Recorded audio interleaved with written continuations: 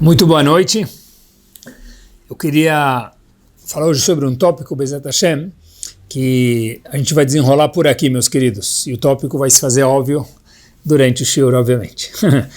É o seguinte, a coisa muito interessante é a gente sai do Egito, o povo Yehudi sai do Egito, e é importante a gente saber que a história do nosso povo ela é feita de uma forma que não é aleatória.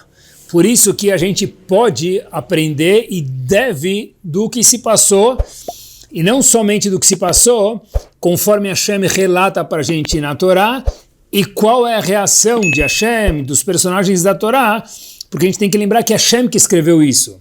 Então, tudo que está escrito na Torá tem uma relevância. Por quê? Porque está escrito.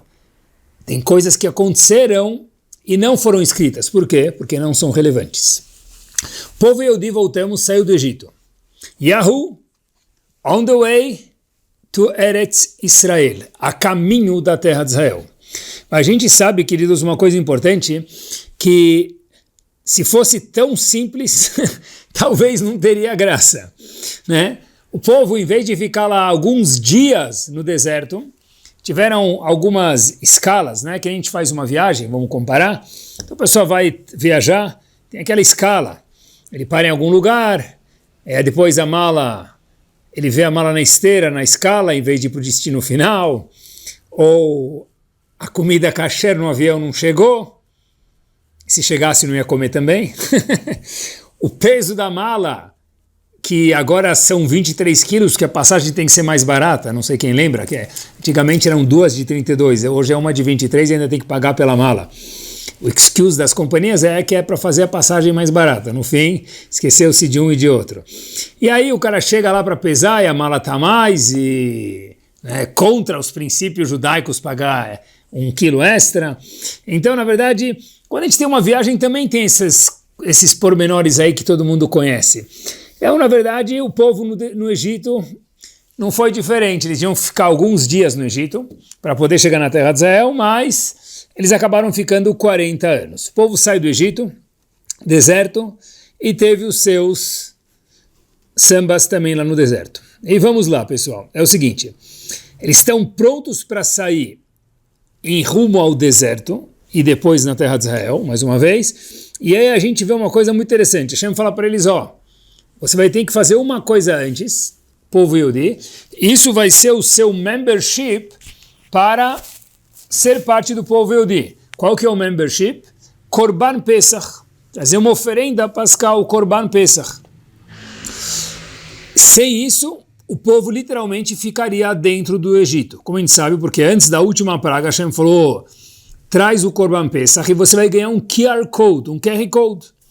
Esse QR Code vai, aponte o seu smartphone para ele e vai te liberar. Como vai te liberar? Acompanhe comigo, trazendo para os nossos dias. Hashem falou, olha, pega um cordeiro.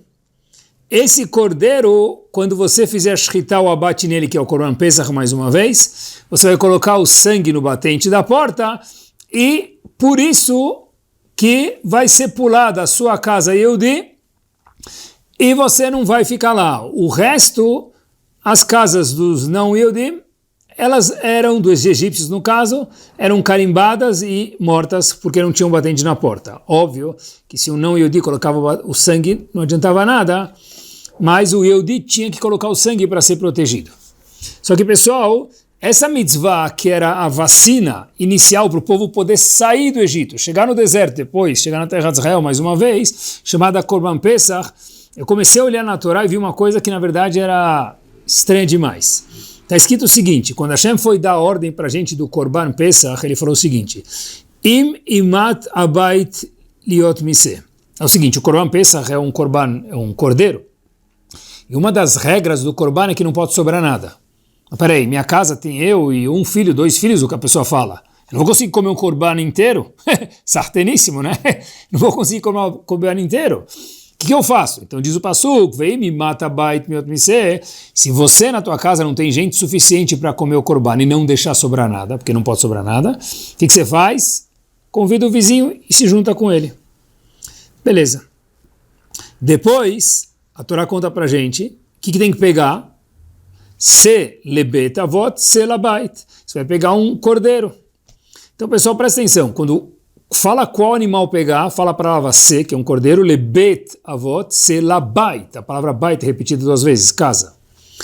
Depois, quando está escrito, se tiver muita gente, pouca gente na casa, precisa se juntar com o vizinho, o pasuk seguinte diz, veim imat, se a casa tiver pouca gente, abait a casa, de novo. E por fim, 3 psukim seguintes, quando a gente vai colocar o sangue, como anteriormente mencionado, no batente, para mostrar que a gente é Yehudi, o anjo não bom, pular nossa casa e não prejudicar ninguém, antes da última praga do Egito, mais uma vez, a gente colocava o batente aonde? Colocava o sangue, melhor dizendo, aonde? No batente da casa. Então presta atenção, pessoal. É tudo casa, casa, casa. A palavra casa apareceu 4 vezes já. E por último, como se não bastasse ainda, está escrito, Hashem falou, opa, tem mais uma instrução do Korban Pesach. Lo tetze ish mipetach beto ad boker. Ninguém que colocou o batente na porta da casa, Yehudi, saia da sua casa mais uma vez até o amanhecer. Aí você está protegido e já pode sair, está livre do Egito. Só dá bait, só dá casa. Por quê? Porque Hashem está falando para a gente, agora você vai se transformar num povo. E Hashem dizendo no meu maiúsculo povo. E para ser um povo Yehudi, Hashem deve estar falando para a gente que precisa ter algo chamado bait, casa. Povo Yehudi sem o conceito casa não existe. Sem bait, nada feito. O fato é que a Torá repetiu algumas vezes a palavra bait na instrução dessa mitzvah ímpar, logo antes de sair do Egito, que era a vitamina para a gente poder sair do Egito. E quem não fez ela, ficou lá para sempre. Mesmo Yehudi. E pessoal, olhem que só que maravilha. Hashem escolheu Avram Avinu. Por que Hashem escolheu Avram Avinu para ser o primeiro dos patriarcas? Óbvio que ele tinha muitas qualidades, e era um grande tzadik e daí por diante, mas porque Hashem escolheu ele para ser o nosso vagão 1 desse trem chamado Bnei Israel, locomotiva. Será que é pelo Chesed, bondade? Não. 10 testes? Não. Por quê? Diz Hashem, em Parashat Bereshit, capítulo 19, Pasuk 18, no livro de Bereshit, que edativ leman asher itzaveh et banav et beto acharav. Porque eu sei que você vai instruir seus filhos e sua casa conforme os meus preceitos, disse Hashem. A gente vê a palavra casa, pessoal, de novo. É incrível. Fiquei olhando no Humash nessas últimas horas aqui para preparar o shiur. Eu falei, uau, isso é incrível. Eu gostaria de sugerir, pessoal, uma coisa interessante. A gente fala no Perikei Avot, al shlosha dvarim haolam omed. O mundo se baseia em 3 princípios. E Perikei Avot traz lá quais são os 3. Mas, queria sugerir, pessoal, al shlosha dvarim, o povo Yehudi se mantém. Quais são os 3? Bait, bait e bait. Casa, casa e casa. Porque a casa do Yehudi, pessoal, porque ela é tão importante. Porque Hashem falou, para sair do Egito precisa ter uma casa. Avram Avinu foi escolhido porque ele ia dar continuidade para a casa dele. Por que casa? Porque esse conceito, esse local chamado casa é tão importante, lar judaico. Porque a casa é a referência dos valores daquela família, dos humores daquela família, das emoções daquela família. A casa tem que ser o PIX, para quem lembra do antigamente, o lugar de proteção, para quem não lembra, o lugar de proteção, meus queridos, do nosso dia a dia na rua. Eu me explico. Na rua, todos nós temos desavenças. Alguém que falou feio com a gente, alguém que não cumprimentou a gente, ou a gente acha que não cumprimentou a gente ficou chateado, ou no trabalho o patrão, ou funcionário, ou sócio, ou sei lá, o que for. As crianças, competição, nota baixa, estudei para a prova, mas não fui bem. O professor não gosta de mim, e daí por diante. Tudo isso, pessoal, incomoda a pessoa, que nós temos sentimentos, e é bom que nos incomode, porque a gente tem que ter nossos sentimentos mesmo funcionando. Mas eu queria falar para vocês, a casa da pessoa tem que ser o pix, posso ser o meu eu aqui dentro e ficar tranquilo. Eu sei que eu tenho um lugar onde eu vou poder me recarregar as baterias para o dia de amanhã ficar melhor ainda. Quando a gente pensa na palavra casa, o que vem à nossa cabeça, pessoal? Quando a gente pensa em chocolate, a gente pensa em algo gostoso, sushi, pizza, hambúrguer, churrasco, whatever, né? Cada um que gosta da sartén. Quando a gente pensa na palavra casa, o que vem na nossa cabeça? Ufa! Contas a pagar? Lá vou eu de novo? Né? Qual a relação da palavra casa, associação, com cada um de nós? Porque Hashem falou, para ser um Yehudi, precisa, no começo, a primeira mitzvah, antes de sair do Egito, Bait. Sem Bait, nada feito. Casa tem que ser um lugar onde eu posso soltar minha mochila, soltar meu avental e ser o meu eu de verdade. Esse meu eu de verdade tem que ser alguém refinado, com midot, óbvio, mas é o lugar, pessoal, e escutem com 4 ouvidos, onde eu posso e devo me sentir bem. Eu lembro que Rav Matityahu Salomon, que foi um homem que eu tive a oportunidade de ficar com ele e aprendi muito com ele, ele conta que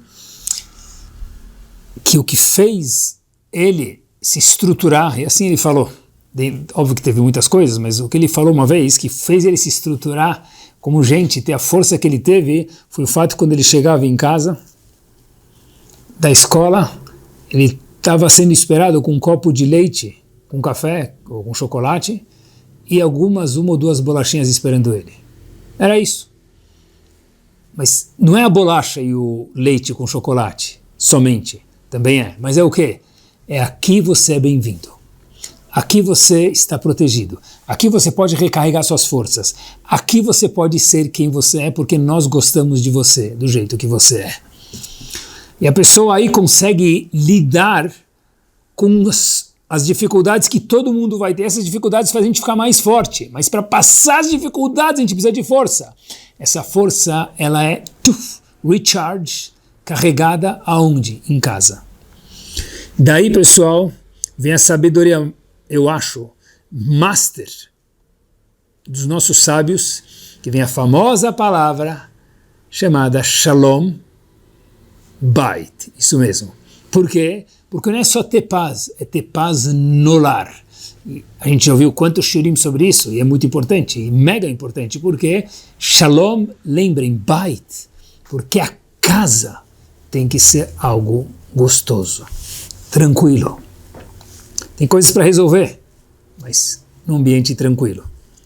Sabe que uma vez eu estava escutando um psiquiatra falar, e ele contou que tem alguns fatores de proteção provados cientificamente para crianças, adolescentes, na verdade para todo mundo. Mas para uma família saudável, isso é provado cientificamente mais uma vez. Move on e se formar, tem alguns fatores de proteção, talvez 4. Vou mencionar um para vocês, vou deixar vocês curiosos com os outros 3. Um deles é uma refeição por dia em família. Isso é um bait. Eu queria, aproveitando, já que a gente está falando de bait, da importância da casa Yehudi, do Yehudi, dar algumas dicas práticas para que a gente possa ter uma casa que dê a continuidade do que nós somos para a próxima geração. A gente mora numa geração que talvez nunca foi tão difícil acordar cedo. Acordar cedo é uma dificuldade grande. Acordar de manhã, óbvio, acordar tarde já não é cedo, mas acordar de manhã para os afazeres, para ir para a escola, para o trabalho, para ir rezar, é um job hoje em dia. Inclusive no mundo das yeshivot, tem um challenge, um desafio muito grande referente a isso, e cada yeshiva faz do jeito que mais entende ser o correto. Mas isso impacta todo mundo. Fato é, prova, tá bom. Olha o horário das rezas. Né? O horário das rezas, há 5 anos atrás, não usa nem 10, 5 anos atrás, o horário mais tarde que havia, e era o extra late, era 7:30 da manhã, shaharit. Hoje em dia, 7:30 da manhã ficou cedo, para alguns. Então, na verdade, pessoal, o que? Acordar hoje é mais difícil. Mas uma pergunta para vocês, o relógio é o mesmo? O relógio que está aqui, vocês estão vendo no vídeo, é o mesmo. São mesmo as 24 horas, 12 horas de manhã, 12 horas da noite, meio-dia é meio-dia, meia-noite é meia-noite. Então o que mudou? Aquele botão snooze sempre existiu, que a pessoa escuta e dá um tapa no alarme e dorme só mais 10 minutos. Só mais 10 minutos. Quando for ver, o horário lá já está no horário do almoço. Então, pessoal, por que ficou tão difícil?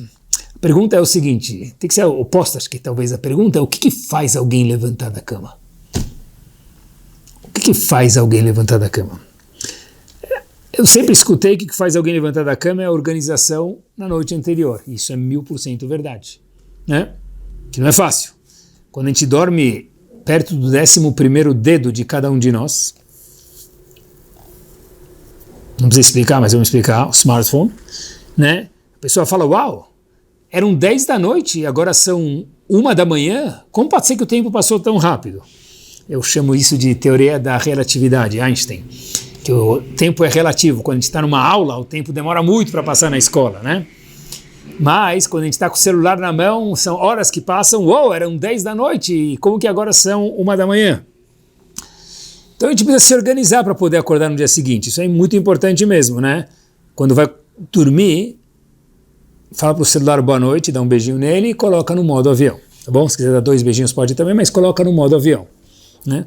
Por quê, pessoal? Porque se o celular ficar naquele modo de vibrar, que a gente acha que não atrapalha, porque eu estou dormindo, o que muda?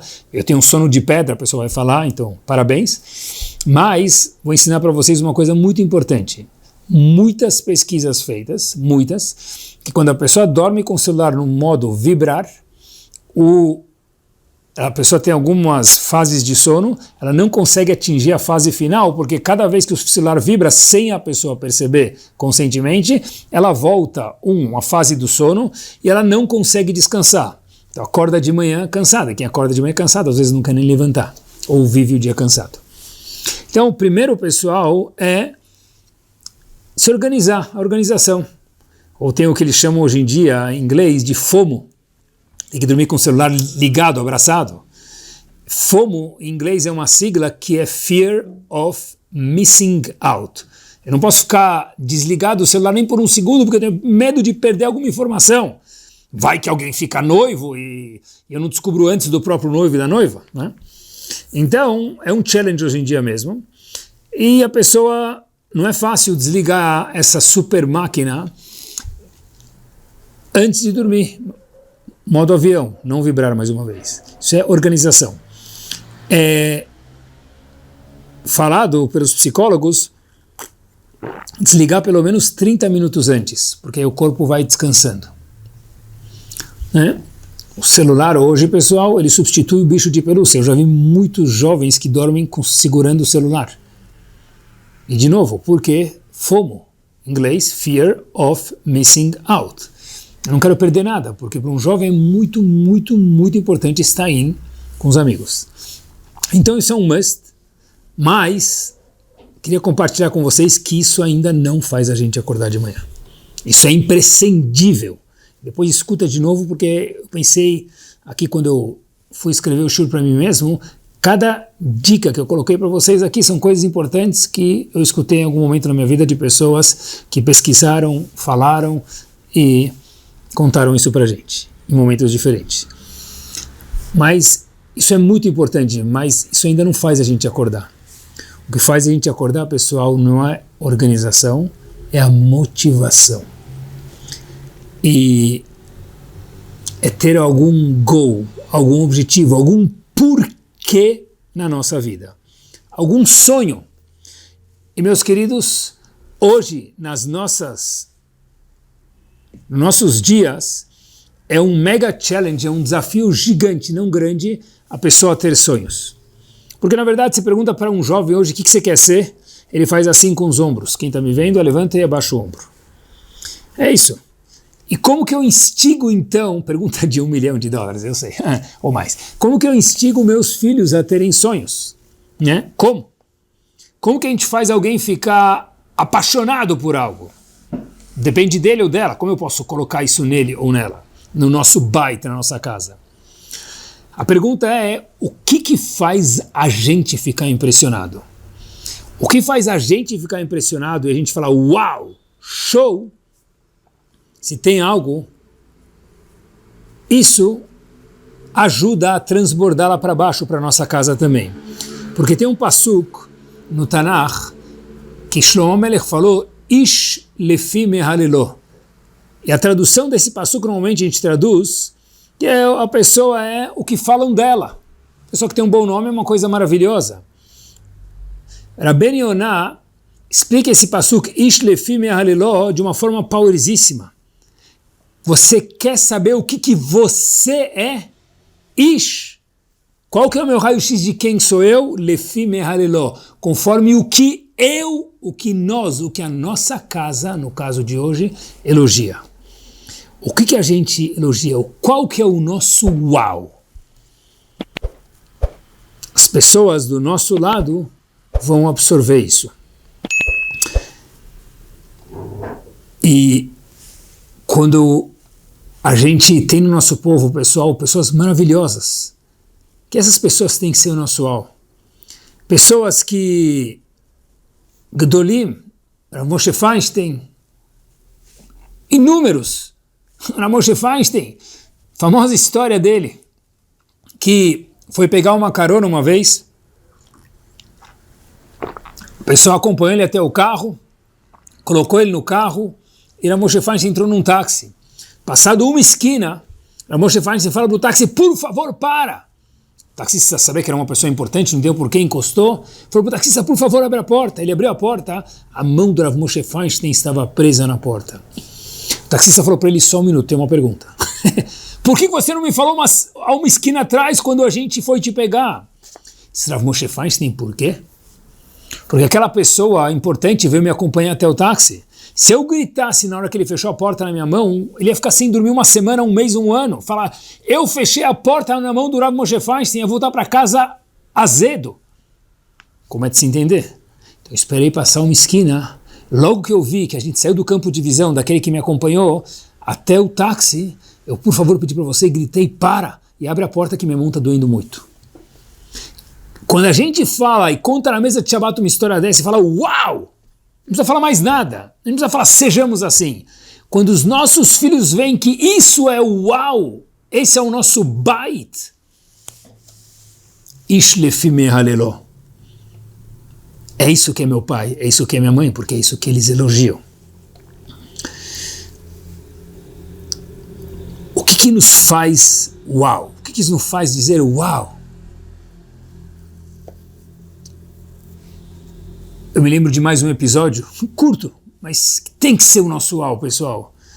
Quando o Rebbe de Kloisenburg passou pela Segunda Guerra, e uma sexta-feira à noite ele ficou na dúvida se ele comia um pedacinho de pão que ele guardou durante a semana para sobrar para sexta-feira à noite, que no campo de concentração pão era mais do que ouro. Por quê? Porque ele ficou na dúvida, já que ele não conseguia fazer Netilat Yadayim, lavar as mãos antes de comer pão. Hoje, é melhor eu comer o pão sem Netilat, ou melhor eu não comer o pão? Esse foi o dilema dele. Um homem no campo de concentração, qual que é a dúvida? Faço Netilat ou não? Contar isso com fervor em casa, não precisa dar nenhuma mensagem depois. Se esse é o uau para o meu pai, se esse é o uau para minha mãe, acabou. Isso entra por osmose no nosso bait, porque isso é a casa. E sem casa não tem povo Yodé. Quando a gente conta histórias para os nossos filhos, de pessoas que viveram perto da gente, ou um pouco mais distante, a gente desperta neles, pessoal, olhem o que eu vou falar para vocês, uma nova dimensão do que é a vida. Que tem pessoas que são 1.0 na vida, e tem pessoas que são turbo. Tem uma nova atualização no app de cada um de nós da palavra vida. E vou contar para vocês o que não adianta falar na mesa de Shabbat ou no sofá ou quando estiver em casa. Se a Coca-Cola é kasher ou não. Quer tomar, toma, não quer tomar, não toma, pergunte para o seu Rav. Se tolaim, se bicho, pergunta para o seu Rav. Mas não reclamar porque estão falando dos bichos da cidade, dos bichinhos, na comida que não pode comer bichinho e tem que verificar os vermes antes de comer. Ou porque a carne do Brasil, piriri, ou porque no Panamá tem mais restaurante. Esse tipo de papo Talvez pode conversar com a esposa quando for dar a volta no quarteirão. Mas isso não leva a nada. A não ser que você é uma pessoa importante na comunidade que faça coisas, é maravilha. Então seja mais um daqueles grandes homens que cuidam da comunidade. Mas, pessoal, mostra para o seu filho um dia do seu trabalho, para sua filha. Mostra para ele que você recebe um shaliach, alguém que vem arrecadar fundos para uma yeshiva, para alguma coisa, para um colégio, para necessidades pessoais, no seu trabalho. Deixa ele ver isso. Deixa seu filho saber, sua filha saber que você para fazer um shiur, homem ou mulher, uma vez por dia, uma vez por semana. Isso é impressionante. Fala, uau, eu aprendi uma coisa maravilhosa no shiur. Não precisa falar que ou fala, a melhor parte do meu dia é quando eu vou nesse shiur, eu gosto muito. Pessoal, não precisa da mensagem, também vai você. Só falando, esse é o nosso bait. E as nossas crianças são moldadas conforme o nosso bait, porque eles vivem no nosso bait, na nossa casa. Se hoje nós temos uma sinagoga porque alguém construiu, alguma escola porque alguém construiu, pessoal, tem que ter um sonho.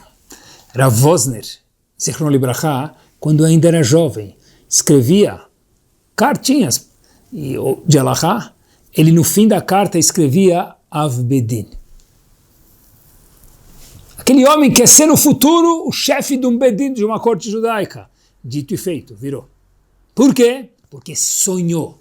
Motivação depende de sonhos. Para acordar de manhã precisamos instigar sonhos na cabeça dos nossos filhos. Porque estudar Gemara é maravilhoso e é um must. Homens. Mas tem uma diferença entre estudar uma Gemara, Amud Yomi, Daf Yomi, o que for, ou ter um sonho de terminar um capítulo, ter um sonho de terminar uma Masechet, ter um sonho de terminar 10 Masechetot. Por quê, pessoal? Porque aí não é um estudo de hoje, esse estudo faz parte de algo muito maior, de um sonho que eu tenho. A gente precisa ter sonhos. Quem somos nós? Ish lefim mehalelo. O que nós louvamos? Qual que é o uau da nossa casa? Quais são os valores da nossa casa? Quais são aqueles bumper stickers, aqueles slogans da nossa casa? A gente precisa, pessoal, dar atenção a esse tópico. Por quê? Porque a gente precisa construir uma casa. Minha casa, minha vida. É exatamente isso. É minha casa, nosso futuro, não minha casa, minha vida. É mais do que minha casa, minha vida. Sabe que falar quanto eu pago de escola não ajuda a educar os filhos. Falar quanto eu pago já do moré fora da escola não ajuda a educar os filhos, para os filhos falar isso. O segredo é que Hinuch, educar os filhos, não dá para terceirizar. Por melhor que seja a escola, a gente precisa se esforçar. E queria dar um passo adiante, meus queridos, que entrando num tópico que tem a ver com esse, de como motivar, a gente está falando sobre mostrar uma nova dimensão na vida de pessoas grandes e falar, uau, que legal que dá para ser assim, que legal que tem gente assim, isso me faz sonhar em querer ser assim também. Mas tem mais uma forma de motivar eles, dar sonhos para eles, flagrar eles. Eu te peguei. Isso mesmo. Eu te peguei. Te pegou fazendo o quê? Algo certo. Isso mesmo. Não errado. Certo. Eu explico. Todo mundo adora ser elogiado. Quem não gosta é porque não se conhece. Ou não é sincero. Todo mundo gosta de ser elogiado. Quando a gente elogia alguém, pessoal, o que acontece? No subconsciente da pessoa, a pessoa fala, eu quero mais, porque isso é oxigênio. E quando é um elogio verdadeiro e sincero, e com carinho. Então a pessoa faz um ciclo que ele quer fazer de novo para receber elogio, fazer de novo para receber elogio, e quando a gente elogia alguém, a gente motiva a pessoa a subir na roda gigante do crescimento, da motivação, do sonho. Como? Elogiando. Quando a gente critica alguém, o que acontece no século XXI? Os vidros blindados fecham os ouvidos da pessoa. O Chazon Ish faleceu em 1953. Já ele disse há 70 anos atrás plus, que o quê?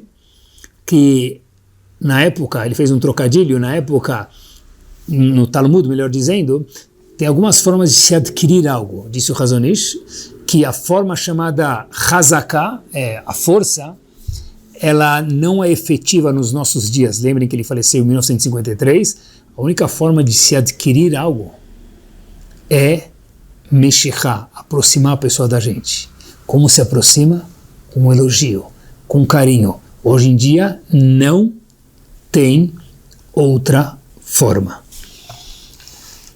Um aluno, exemplificando isso, foi uma vez para o Rav Wolbe e ele perguntou para ele começou a contar para o Rav Wolbe por qualquer razão, e Rav Wolbe começou a conversar com ele e entendeu que esse menino nunca tinha recebido um abraço ou um beijo do pai.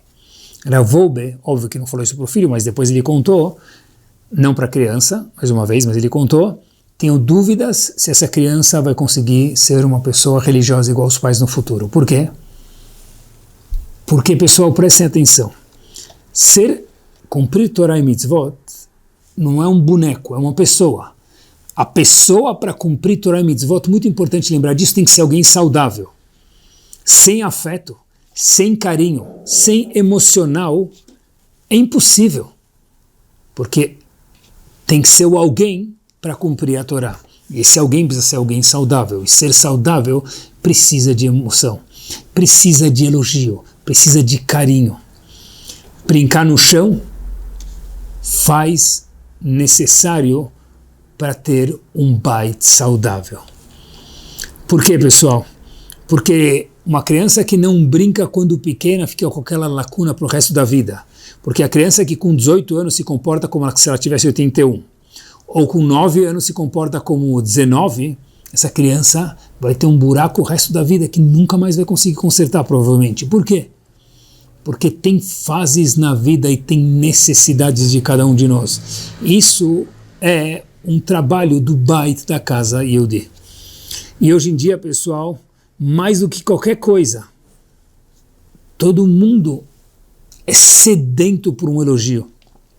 A gente vive numa geração que é fácil elogiar, se a gente olhar para isso. Mas elogiar o quê? É fácil. Eu já escutei de mais de um homem importante no mundo de Torá e Mitzvot a seguinte frase, pessoas diferentes, que uma não conversou com a outra. Se eu tivesse nascido nessa geração, eu não sei se eu seria religioso. Homens grandes, que nasceram uma geração atrás, falaram com tantas novidades, com tantos movimentos, com tanta tecnologia. Homens grandes e com sinceridade falaram, se eu tivesse nascido nessa geração, eu não sei se eu seria religioso. Porque ser hoje uma pessoa que cumpre Torá e Mitzvot, isso, entre aspas, por si só, merece um grande elogio. Parabéns que você acordou hoje. O tipo de frase, você não faz mais que sua obrigação, tem que ser deletada, porque hoje é difícil que a gente fale para alguém que ele tem alguma obrigação. Um mundo tão confuso. Cada coisa que a pessoa faz, pessoal, elogia. Porque é tão fácil elogiar hoje. Porque tudo é um uau. Qualquer coisa que a pessoa faz de bom, parabéns. Que legal que você foi essa semana inteira. Que legal que... Ah, mas ele não fez mais que obrigação. Não funciona mais. Deleta esse pensamento, por favor, porque ele não é produtivo. O elogio, pessoal, hoje em dia, ele é vida, ele é oxigênio.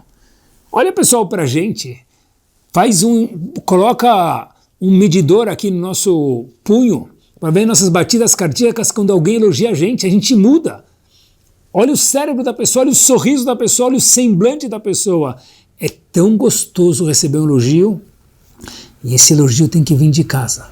Porque se não vem de casa, às vezes a pessoa vai procurar ele fora. E vai lá saber com quem ele ou ela vai procurar. Moshe Rabbeinu, Parashat Vayetchanan, tinha um sonho. Eu quero entrar na terra de Israel. E ele rezou por isso. Porque Hashem falou para ele não, porque ele fez um erro muito pequeno, mas homens grandes, erros pequenos, são cobrados de forma macro. Hashem falou, você não vai entrar na terra de Israel. Moshe Rabbeinu falou, please, s'il te plaît, bevakashá, por favor, vai Hanan. Eu falei 4 vezes. Moshe Rabbeinu rezou 515 vezes. Igual o valor numérico da palavra vai Hanan. A pergunta de $1 bilhão é o que ele rezou. Tá certo que ele rezou, mas o que ele rezou? Isso a gente não sabe. Um homem que escreveu a obra que precedeu o Shulchan Aruch, chamada Tur, é chamado comentarista no Chumash Baal Turim, diz ele, a gente sabe qual foi a tefilá de Moshe Rabbeinu. Qual foi a tefilá de Moshe Rabbeinu, pessoal? O Baal Turim escreveu o comentário dele inteiro no Chumash em uma noite. Ruach HaKodesh. Se o Baal Turim, qual foi a tefilá de Moshe Rabbeinu? 515 vezes, e foi na trave, ele quase entrou. Disse Moshe Rabbeinu o quê? Qual Teili? Nenhum, porque David HaMelech ainda não existia. Mas o que Moshe Rabbeinu rezou? Disse Moshe Rabbeinu, Chizakti et Israel. Eu dei ânimo, eu dei motivação, eu elogiei o povo Yehudi. Ulai, maybe, talvez você, Yerachem, vai ter piedade de mim. Repito as palavras do Baal Turim, tem que enquadrar elas. Chizakti et Israel, Ulai Yerachem. Eu motivei, eu dei vida para o povo Yehudi no deserto, quando eles fizeram os maiores erros, Hashem. Por isso, tenha pena de mim e me deixa entrar na terra de Israel. De tudo que Moshe Rabbeinu fez, cuidou do povo, rezou por eles, colocou a vida dele em risco, foi falar com Paró. É isso que ele pede para Hashem? É, porque motivar os outros é dar vida para os outros. Elogiar os outros, no século XXI, é Mechaya Metim. Reviver o outro. Eu vou contar para vocês uma história verdadeira. Itzik, sem sobrenomes, história que não aconteceu no Brasil, aconteceu nos Estados Unidos. Ele é um homem que era um jovem, na verdade conhecido como, entre aspas, corujão. Ele era visto nas madrugadas rodando por aí, saía de casa às 10, 11 da noite, voltava às 3, 4 da manhã, e óbvio que ele não conseguiu ficar na Yeshiva, a Yeshiva não podia manter ele lá dentro porque atrapalhou os outros alunos.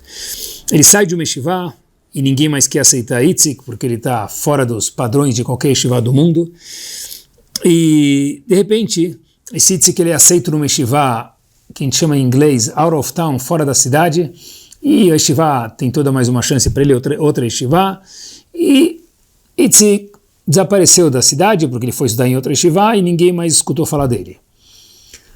Mais de 15 anos depois, Itzik volta para a cidade e ele vai para o Rav dele da Yeshiva 1, onde ele foi mandado embora, e entrega o cartão, um convite. O Rav demora para lembrar quem é ele, será que esse é aquele Itzik mesmo que eu lembrava, que a gente mandou embora? E ele vê lá cartão de Mazal Tov, que era o convite de casamento dele próprio, desse Itzik. Ele abre e vê o nome do Itzik. E ele fala, uau, ele não acreditou. Itzik casando, e no convite de casamento está escrito com o nome da noiva, e a noiva ele conhecia, era uma pessoa maravilhosa, de uma família top, que estudou num seminário, escola de meninas, maravilhoso. Embaixo do convite estava escrito que no próprio casamento vai ter Sium Hashas, a finalização do tratado, de todos os tratados do Talmud. Esse Rav falou para o Itzik, Shubakir. O que aconteceu? Eu lembro de quem você era, olha quem você virou. Sium Hashas, casar com uma menina maravilhosa. A gente não dava para você um feijão, meu amigo, de valor, do jeito que você era antigamente. Itzik falou, Rav, boa pergunta. Pensando agora, eu sei o que me fez mudar. Pronto, ele me conta, uma noite. Teve uma noite, Rav, que tudo mudou na minha vida. E o que foi? Seria o seguinte, eu estava no Bet HaMidrash, na casa de estudo, e à noite eu não costumava ficar quando eu fui para aquela yeshiva out of town. À noite eu já estudava o dia inteiro, a noite foi difícil. Eu não conseguia ficar à noite também estudando, como é nas yeshivot. E uma noite eu falei, eu vou sentar e estudar. E eu abri a Gemara, comecei a ler de novo o Tosafot, o comentário na Gemara, revisar o Shiur, E um dos Rabanim me viu e falou para mim, Itzik, uau, que legal que você está aqui à noite, estou o dia inteiro e também está estudando à noite. Você deve estar se esforçando. No dia seguinte, eu gostei tanto do elogio, como a gente falou, elogio gera motivação, motivação gera elogio, and so on, roda gigante, ciclo, vicioso no bom sentido. No dia seguinte, disse contando para o Rav dele, eu fui de novo no Beit HaMidrash, falei, olha, se eu conseguir um dia, eu consigo 2. E o meu Rav de novo me falou, Itzik, você é o cara, olha que maravilha, 2 dias seguidos. E aí, no dia seguinte, na manhã seguinte, eu estava no shiur, já que eu tinha estudado melhor, eu fiz uma pergunta, e o meu Rav falou para mim, uau, essa é a mesma pergunta de um comentarista chamado Pnei Yoshua. Itzik se sentiu nas nuvens. Eu fiz a pergunta do Pnei Yoshua e o resto era história. Porque na hora que eu melhorei, eu recebi um elogio, eu melhorei, recebi outro elogio, eu melhorei mais. Agora eu tinha gente querendo estudar comigo, porque agora eu já virei o cara. E olhando para trás, Rav, teve um homem que acreditou em mim, aquele Rav quando eu mudei de Yeshiva. E ele fez toda a diferença na minha vida. Isso é um bait, pessoal. No caso era um Beit HaMidrash, mas também é um bait. Quando a gente acredita em alguém de verdade, quando a gente motiva a pessoa, a gente dá sonho, a gente cria um bait saudável.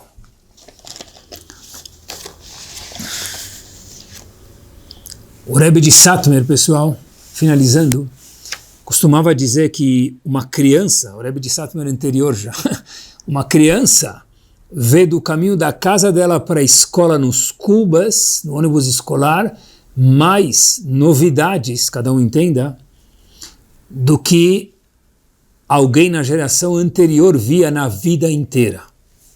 Hoje, uma criança que cumpre Torah e Mitzvot tem que ser visto como um herói. Um pai que cumpre Torah e Mitzvot tem que ser visto como herói. Uma mãe que cumpre Torah e Mitzvot tem que ser vista como um herói. Porque hoje é difícil, pessoal.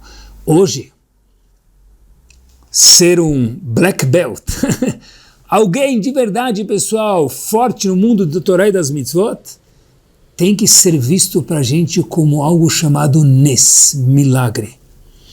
Porque, pessoal, presta atenção, quando a gente olha para os nossos filhos de tal forma e para nós mesmos, a gente consegue motivar eles, elogiar eles e criar um bait saudável, uma casa saudável.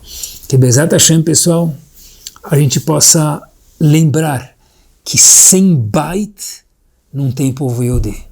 Não é família, é bait. E quem dá o tom do bait somos nós. Bom trabalho a todos. Não deixe de nos acompanhar pelo aplicativo Caraguila, no Spotify ou no YouTube. Quem aprende, cresce e vive cada dia melhor.